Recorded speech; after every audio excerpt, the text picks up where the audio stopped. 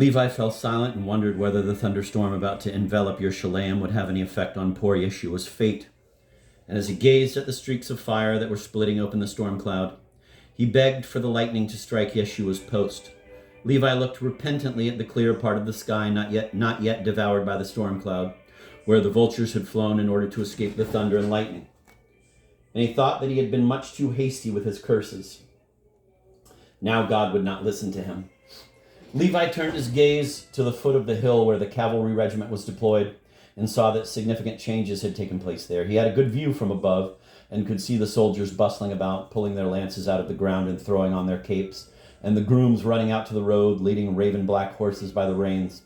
It was obvious that the regiment was preparing to move out. Shielding his face from the blowing dust with his hand and spitting the sand out of his mouth, Levi tried to figure out the significance of the cavalry's imminent departure.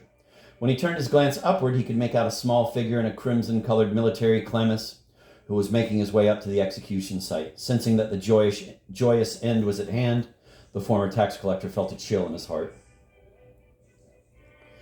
The man ascending the mountain in the 5th hour of the outlaw's suffering was the commander of the cohort who had ridden out from Yerushalayim along with his orderly. At a wave of Rat-Killer's hand, the cordon of soldiers opened up and the centurion saluted the tribune.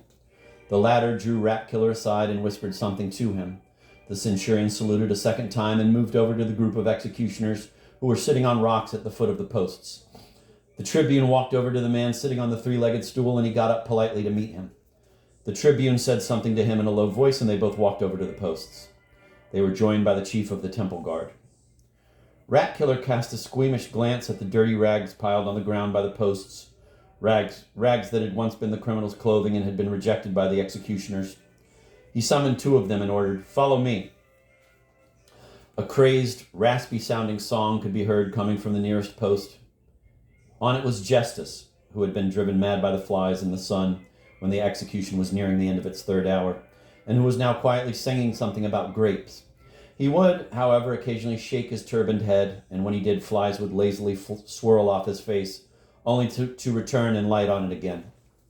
Dismas, who was on the 2nd post, was suffering more than the other 2 because he had not lost consciousness, and he shook his head right and left frequently and systematically so that he could strike an ear against each shoulder.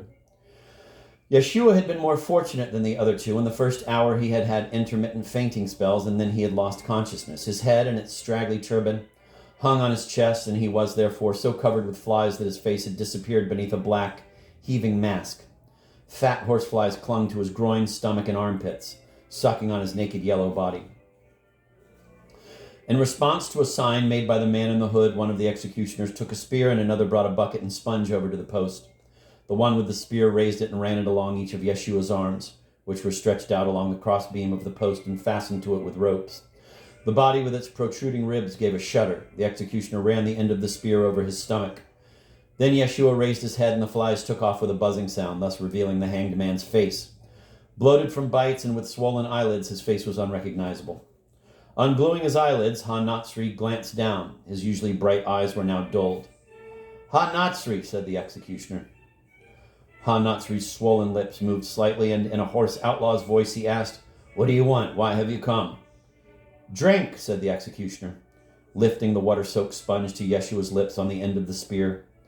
His eyes flashing with joy, Yeshua pressed his lips to the sponge and greedily drew in the moisture. Dismas's voice was heard from the neighboring post. "That's unfair. He's as much of an outlaw as I am." Dismas strained his body but could not move. His arms were tied to the crossbeam in 3 places with rings of rope. He pulled in his stomach, dug his nails into the ends of the crossbeam, and turned his head toward Yeshua's post. His eyes burned with malice. A cloud of dust enveloped the place of execution. It got very dark. When the dust lifted, the centurion shouted, "Silence on the 2nd post!" Dismas fell silent. Yeshua pulled away from the sponge and, trying unsuccessfully to make his voice sound gentle and convincing, he hoarsely implored the executioner, "Give him a drink." It was getting darker and darker. The storm cloud rushing toward Yerushalayim already filled half the sky.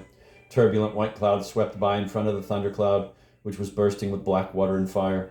Lightning flashed and thunder clapped right above the hill. The executioner removed the sponge from the spear. "Praise the merciful Hegemon," he whispered solemnly, and quietly pierced Yeshua through the heart. Yeshua shuddered and whispered, "Hegemon, Blood ran down his stomach, his lower jaw trembled convulsively, and his head dropped down. As the thunder clapped a second time, the executioner let Dismas drink, and with the same words, "Praise the hegemon," killed him too. Justice, who had lost his reason, cried out in fright as soon as the executioner appeared beside him, but when the sponge touched his lips, he growled something and took hold of it with his teeth. Seconds later, his body also hung limply, straining against the ropes. The man in the hood walked behind the executioner and the centurion, and behind him came the head of the temple guard. After stopping at the first post, the man in the hood looked closely at the bloodied Yeshua, touched the sole of his foot with his white hand, and said to his companions, "He's dead." The same ritual was repeated at the other posts. Following this, the tribune signaled to the centurion, turned around, and began walking down the hill together with the head of the temple guard and the man in the hood. Dusk had fallen, and lightning ripped through the black sky. Suddenly there was a burst of fire, and the centurion's shout, "Break ranks!" was drowned out by the thunder. The happy soldiers ran off down the hill, putting on their helmets. Darkness covered Yerushalayim. The sudden downpour hit the sentries as they were halfway down the hill.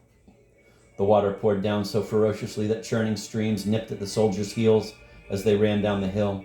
They slipped and fell on the wet clay as they hurried to reach the level road on which barely visible through the veil of water, the cavalry soaked to the bone was heading back to Yerushalayim. A few minutes later, in the churning brew of thunder, fire, and water, there was only one man left on the hill. Brandishing the knife which had not been stolen in vain, scaling the slippery ledges, grabbing hold of anything he could, crawling at times on his hands and knees, he headed straight for the posts.